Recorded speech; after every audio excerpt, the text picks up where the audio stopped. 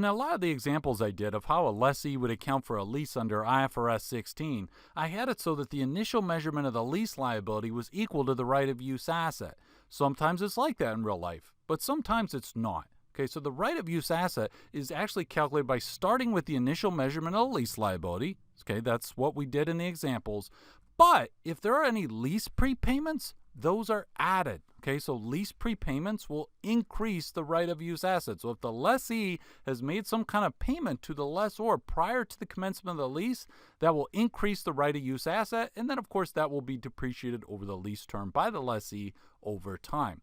Now, if the lessee received any kind of incentives from the lessor, for example, if the lessor was like, look, hey, sign this lease right now and I'll give you 500 euros, that would actually decrease the right of use asset at the beginning of the lease. Okay, so that would decrease the right of use asset, and then the right of use asset goes down. That would mean there will be less depreciation expense over the course of the lease. Now, any initial direct costs, okay, those are costs that would not exist but for the execution of this lease.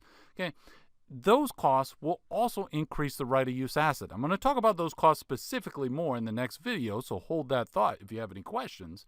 And then also any costs of dismantling, removing any equipment that is on the site that's being leased, any costs of restoring the site to its original condition, like for example, if you were leasing land and you had a gas station there and you had some underground storage tanks, and at the end of the lease you have to take those underground storage tanks out.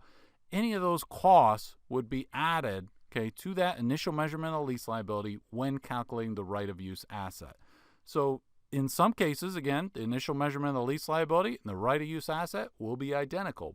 But if there's lease prepayments, incentives from the lessor, initial direct costs, any kind of dismantling, removal costs, all of these things are going to affect the right of use asset.